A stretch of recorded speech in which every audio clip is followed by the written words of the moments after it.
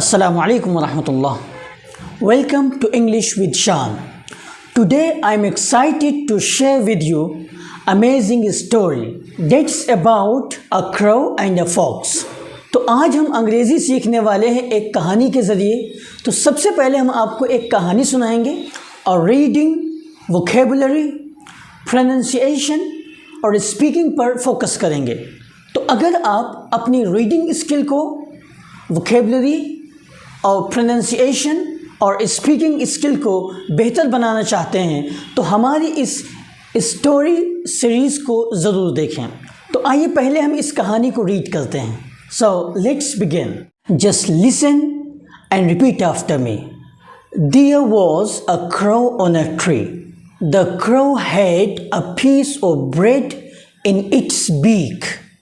A fox came under the tree. It felt tempted to see the piece of bread in the crow's beak. It showered false praise on the crow.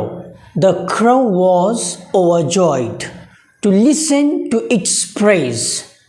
It began to caw. The moral of the story is that false praise cheats us. अब इस story को हिंदी और उर्दू से English में translate करते हैं। एक पेड़ पर कौवा था।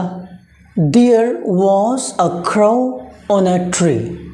उसके मुंह में रोटी का एक टुकड़ा था। There was a piece of bread in its beak.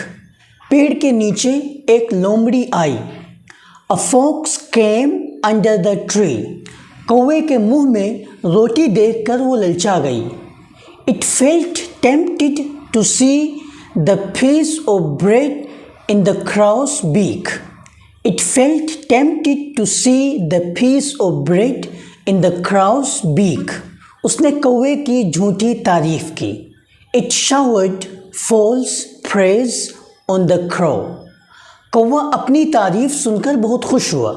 The crow was overjoyed. The crow was delighted. ये कौवा काँव काँव करने लगा। It began to caw. इस कहानी का मोरल ये है कि झूठी तारीफ हमें धोखा देती है। The moral of this story is that false praise cheats us. False praise cheats us.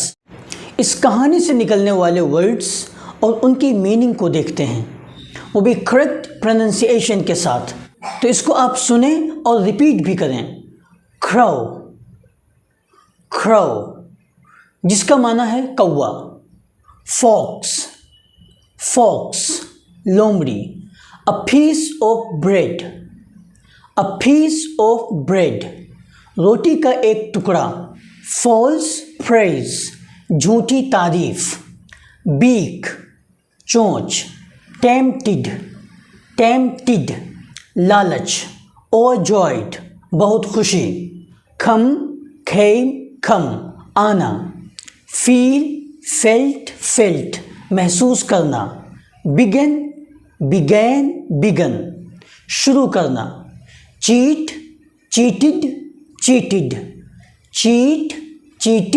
cheated धोखा देना। इन वर्ड्स को हम सेंटेंस में यूज़ कर सकते हैं और इन पर प्रैक्टिस कर सकते हैं। फॉर एग्जाम्पल वर्ड है overjoyed जिसका मतलब है बहुत ज़्यादा खुशी। हम सेंटेंस बना सकते हैं कि मैं बहुत ज़्यादा खुश हुआ। I was overjoyed। तो इस सारी वोकेबलरी पे आप प्रैक्टिस कर सकते हैं, सेंटेंस बना सकते हैं। इस स्टोरी का जो आखिरी पार्ट है वो बहुत अहम है, इस वजह से कि how can we learn speaking by the story, कि कहानी से हम स्पीकिंग कैसे सीख सकते हैं, इसको सीखना बहुत अहम है। स्टोरी रीड करने के बाद या स्टोरी सुनने के बाद, उसकी वर्ड मीनिंग को देखने के बाद थर्ड लास्ट स्टेप जो आता है वो है कि उस स्टोरी के मुतालिक हमें खुद से कुछ सवालात बनाने हैं और ख़ुद से उनका आंसर देना है। तो ये जो प्रैक्टिस है ये स्पीकिंग के लिए बहुत मुफीद है। So first of all we have to form some questions related to the story and then try to give answer based on the story. So we take some questions. तो पहला question है कि where was the crow. Where was the crow, कि कौवा कहाँ था, तो इसका आंसर होगा the crow was on the tree. The crow was on the tree. Next question, what was in the crow's beak? Answer, a piece of bread was in the crow's beak. Next question, who came under the tree? Answer, a fox came under the tree. How did the fox feel to see the piece of bread? The fox felt tempted to see the piece of bread. What did the fox do to get the piece of bread? Because the piece of bread was already in the crow's beak. The fox showered false praise on the crow. Last, what is the moral of this story? The moral of this story is that false praise cheats us. So this is the best way to learn English language by the story. This was the first story we learned. Next time we see inshallah with another story. So thank you so much. Jazakallahu khair.